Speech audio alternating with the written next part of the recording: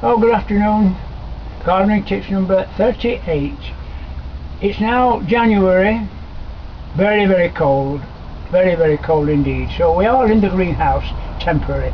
But I'll go through one or two things in the greenhouse that may be of interest to people. First of all, the things you can grow. This is a cold greenhouse. We haven't got any heating on, and so you have to take it as read. These are the items that are being grown over the winter in my little frame. There are about 40 lavender plants from seed during the spring last year, and the 40 of them have survived in my little frame, which I'll show you later, without water, without heat, and now they will come on really, really well. These are the sort of things. Let me change over. Get the cameraman to go that side of the greenhouse, if you will. Not too fast. Anyway, these are the things we're going to grow this year.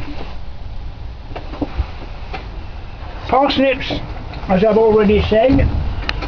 This is the remnants from last year's crop, which would feed a child in Africa or India for 2 weeks.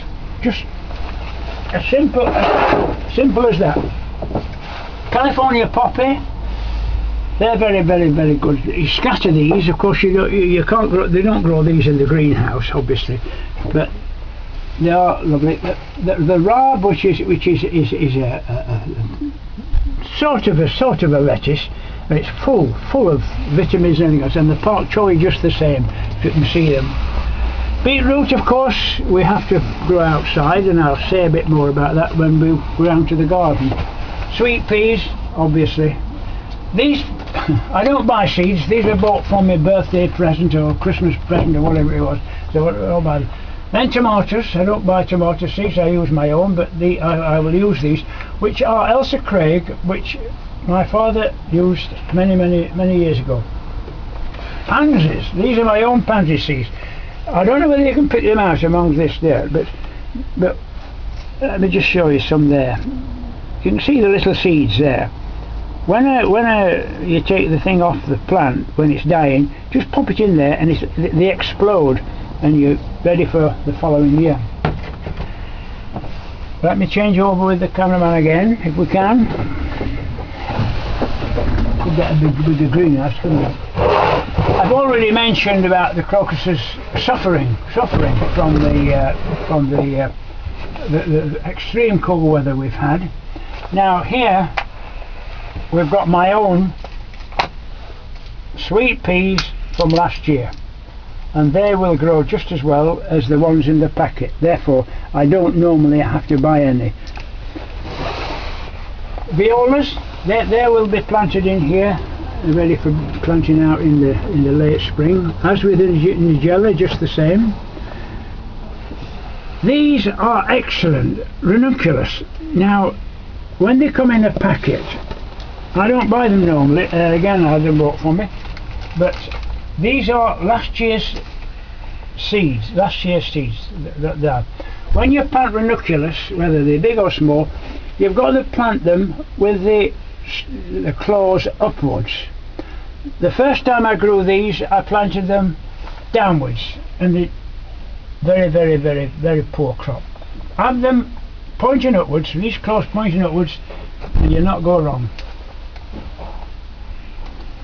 Right, runner beans, an absolute essential for anybody who's got a small garden.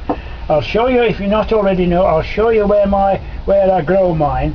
And these are last year's seed, not from my garden, but from someone I know. From my garden? From the cameraman's garden, who happens to be my son. There we are, and he's 50 odd, so you might know how old I am. Next, the chrysanthemums. Now, there again, it's been a very cold winter, but I've started to take off the cuttings. You can see where the cuttings are on the old stems. There'll be quite a lot. I shall get probably a couple of dozen, and Have these been protected from frost then, these plants? Not really, not really. The half hardy, what you call half hardy. But these are the chrysanthemums, the garden bloom fruit. But from the one plant I bought last year, I've got all these cuttings, and one or two in here. They want a little bit of warmth to start to grow. Right, I just wonder now. Oh, yes, when you spray, I'll be spraying the fruit trees probably in a fortnight's time, and you get the what you call the tar cover from the shops. I can't make that, I can't grow it, you have to buy it. But you can use ordinary household sprayers. You don't have to buy one. You use one of these, wash it out, and then you can fill it up and spray your trees, and that will make a good. This frost has killed no end of bugs on the fruit trees. It really has. They've been dropping off by the thousand. But some bugs get into the bark and the frost won't get at them, and this is why you should spray them. I know farmers don't spray theirs, they don't spray theirs at all, but they've got so many, they can lose so many, whereas in a small garden with few trees you want maximum crop. With that, we'll call it a day for today, and we'll see you another time. We'll be outside the greenhouse. Okay, bye.